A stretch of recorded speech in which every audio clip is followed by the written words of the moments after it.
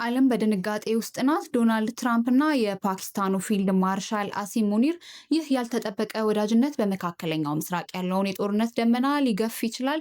900 ኪሎ ሜትር ድንበር ከምትጋራት ከኢራን እና በዋሽንግተን ካሉ ወዳጆቿ ጋር የምትላተመው ፓኪስታን እንዴት የሰላም መልእክተኛ ለመሆን በቃች?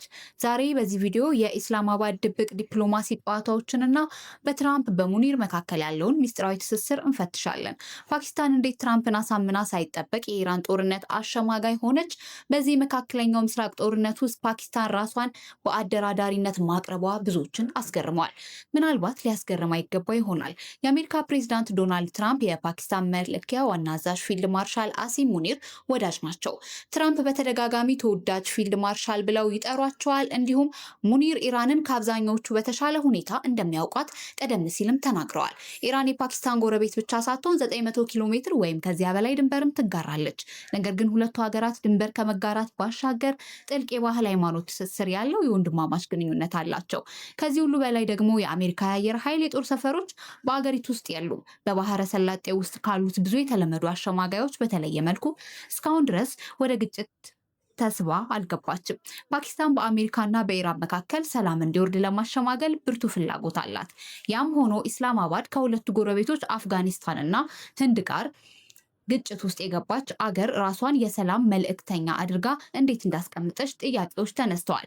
አገሪቱ በአሁን ጊዜ አፍጋኒስታንን በቦምብ እየደበደበች ሲሆን ከህንድ ጋር ያለው ውጥረት ባለፈው ዓመት ብቻ የኒውክሌር ጦርነት እንዳያስነሳ የሚል ፍርሃት ቀስቅሶ ነበር። ፓኪስታን እስካሁን ድረስ በኢራንና በአሜሪካ መካከል ያለውን አጣብቂኝ መስመር በመከተል በሁለቱ ወገኖች መካከል መልእክቶችን በማቀባበል ላይ ብቻ አተኩራለች። ከሌሎች ጉዳይ ከሚመለከታቸው የሙስሊም አገራት የተውጣጡ የውጭ ጉዳይ ሚኒስትሮችንም በሳምንቱ መጨረሻ ላይ አስተናግዳለች። እንዲሁም ዲፕሎማሲያዊ የስልክ ውይይቶችንም አድርጋለች። ነገር ግን በሁለቱ ተፋላሚ ወገኖች መካከል የሚካሄድ ግንኙነት ከአደጋ የጸዳ አይደለም። ሁሉን ነገር ላለማጣት ፓኪስታን ከውጭ በምታስገባው ነዳጅ ላይ በጣም ጥገኛ ናት። ይህ የነዳጅ ዘይት ደግሞ በአብዛኛው የሚመጣው በሆርሙዝ የባህር ወሽመጥ በኩል ነው። ፓኪስታን ከመካከለኛው ምስራቅ ውጭ ካሉ ሌሎች አገሮች ሁሉ በተለየ እዚህ ግጭት ውስጥ ብዙ ትኩረቷን የሚስቡ ነገሮች አሉ ሲሉ በአትላንቲክ ካውንስል የደቡብ እስያ ከፍተኛ ፌሎ የሆኑት የማይክል ኩግልማን ለቢቢሲ ተናግረዋል። ግጭቶቹ እንዳይባባስ ለማድረግ ከበቂ በላይ የሆነ አሳማኝ ምክንያት አላት።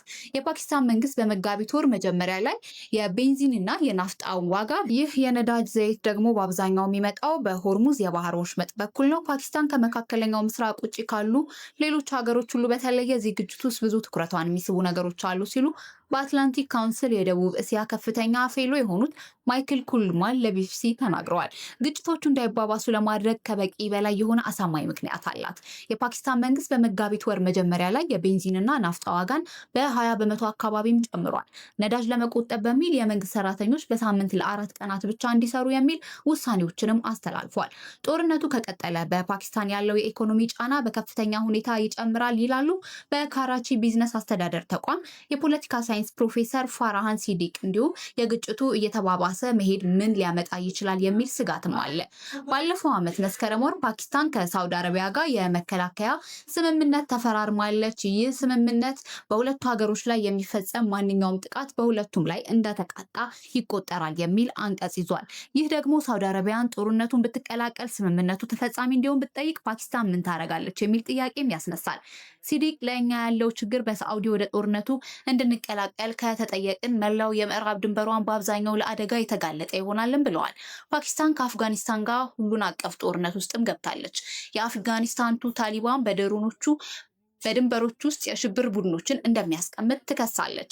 ይህን ግን የታሊባን መንግስት ይክዳል። ፓኪስታን በገባችባቸው ጦርነቶች ዲፕሎማሲ ላይ ያላት አቋም እርስ በርሱ የሚጋጭ መሆኑን ስትጠይቅ ለዓመት የሚያስፈልገውን ደህንነት ያላስገኙ ውይይቶች እንዳካሄደች በመግለጽ ትመልሳለች።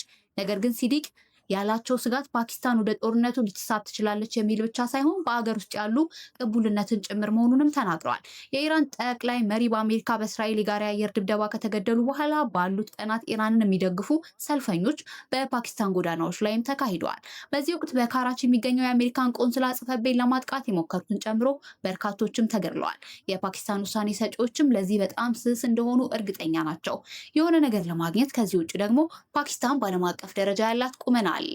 ራሷን አሸማጋይ አድርጋ ያቀረበችው ዋናው ምክንያት ይህ አይመስልም። ነገር ግን ከዚህ ጋር የተያያዘ ነገር አለው። ይህ ከፍተኛ ዲፕሎማሲ ነው፣ ስለሱ ምንም ጥያቄ የለውም ሲሉ ሎዲ አክለዋል። ከፍተኛ አደጋ ያለውና ከፍተኛ ሽልማት ያለው ተግባር ነው። ከተሳካ በእርግጥ ፓኪስታንን በዓለም አቀፍ የዲፕሎማሲ አናት ላይ ያስቀምጣታል። ካልተሳካስ? ሎዲ ጉዳቱ በጣም ከፍተኛ እንደሚሆን አያስቡም። ፓኪስታን አሁንም በጎ ጥረት እያደረገች ልትታይ ትችላለች። ባይሳካላት ደግሞ የፓኪስታን የክህሎት እጥረት ሳይሆን እጅግ በጣም የማይገመትና ሙሉ በሙሉ እምነት የማይጣልበት ሰው ስለገጠማት ነው። ሆነም ኩግልማን ከዚህ ሁሉ ውይይት ይደረጋል ከሚል ግምት በኋላ ሁለቱም ወገኖች የበለጠ ጦርነታቸውን የሚቀጥሉ ከሆነ ተቃውሞ ሊፈጥር እንደሚችል ይገምታሉ። ፓኪስታን ገራገር ነበረች ለሚሉ ክሶች ተጋላጭ ልትሆንም ትችላለች ሲሉ ተናግረዋል። ሁለቱም ወገኖች ወደ ፍጥጫ የሚያመሩበትን ቀጣይ እርምጃዎች ለማሰብ የሚያስችል የመተንፈሻ እድል ለመፍጠር በመሞከር ወደ ድርድር መጥተዋል። ይህን ደግሞ ፓኪስታን አላስተዋለችም በሚል ትችቶች ሊደርስባት ይችላል ይላሉ። ያልተለመዱ የዲፕሎማሲ ጨዋታዎች ነገሮች እንዴት ሊሄዱ እንደሚችሉ ግልጽ ባይሆንም ፓኪስታን ከትራምፕ ጋር ያላት ግንኙነት በፍጥነት ለማሻሻል ጥረት ማድረጓ ግልጽ ነው። እንደ አውሮፓውያን አቆጣጠር በ2025 በፓኪስታን ከህንድ ጋር በነበራት ፍጥጫ ወቅት ትራምፕን ወሳኝ የዲፕሎማሲ ጣልቃ ገብነት አሳይተዋል በሚል ለኖቤል የሰላም ሽልማት መርጣለች። ከዚህ ባሻገር አሜሪካ ከአፍጋኒስታን ስትወጣ የካቡል አየር ማረፊያ የቦምብ ፍንዳታ በማቀድ የተከሰከሰውን ሰው ለዩኤስ አሳልፋ ሰጥታለች። ፓኪስታን ለትራምፕ 2 ድሎችን አስቀድማ ሰጥታለች። እነዚህም ለእርሳቸው በጣም አስፈላጊ ናቸው። ይህም ግንኙነት እንዲጠናከርና አዲስ ግለት እንዲያገኝም አድርጓል ብለዋል ሎዲ። የፓኪስታን ከፍተኛ መሪዎች ፕሬዝዳንቱን ለመማረክ ከመንገድ ወጥተው መሄዳቸውን ይህ በዋሽንግተን ዘንድ ያላቸውን ዓላማ በእጅጉ አግዞታል። እናም ፓኪስታን በአስተዳደሩ ፊት የበለጠ ማራኪ አደራዳሪና አስታራቂ እንድትሆን አድርጓታል። ነገር ግን ከአሜሪካ ጋር ያለው ግንኙነት የፓኪስታን ብቸኛው መጫወቻ ካርድ አይደለም። ፓኪስታን በቀጠናው ዲፕሎማሲ ውስጥ አደጋን መቀነስ ከሁሉ የተሻለ መንገድ መሆኑን ትገነዘባለች ሲሉ ሲድቂ ተናግረዋል። አሁን የምንኖርበት ዓለም መንግስታት በተለይ መካከለኛ ኃይሎች ባለብዙ አሰላለፍ ፖሊሲን ለመከተል የበለጠ እድል የሚሰጡበት ነው። ፓኪስታንም ከኢራን ጋር ለመነጋገር በጣም ተመራጭ የሆነችው እስራኤልን ወይም አሜሪካንን ደጋፊ የመሆን ስሜት ስለሌላት ይመስላል። ይህ በእንዲህ እንዳለ ዲፕሎማሲ ውይይቶች ይቀጥላሉ። የፓኪስታን የውጭ ጉዳይ ሚኒስተር ኢሻቅ ዳር ማክሰኞ ዕለት ከቻይና አቻቸው ዋንግ ዩ በቀረበላቸው ግብዣ ወደ ቻይና ይጓዛሉ። ግን አሁንም ለፓኪስታን ትልቅ ጥያቄዎች አሉት። ተፋላሚ ወገኖች የሰላም ስምምነት ላይ እንዲደርሱ ማድረግ ደግሞ በረጅም ጊዜ የሚወስድ ነው። በግልጽ ስንነጋገር በአሜሪካውያንና በኢራውያን መካከል ምን ያህል አለመተማመን እንዳለና በአሜሪካም ሆነ በኢራን በኩል የሚቀርቡ ጥያቄ ምን ያህል ከፍተኛ እንደሆኑ ከግምት ውስጥ በማስገባት የስምምነት እድሉን ያን ያህል አጓጓ አይደለም ሲሉ ኩግልማን ተናግረዋል። ፓኪስታን አሁን ያወጣቸውን እቅዶች ካልተሳኩ ምን ማድረግ እንዳለባቸው ማሰቡ እጅግ በጣም አስቸጋሪም ስሌት ይመስለኛል።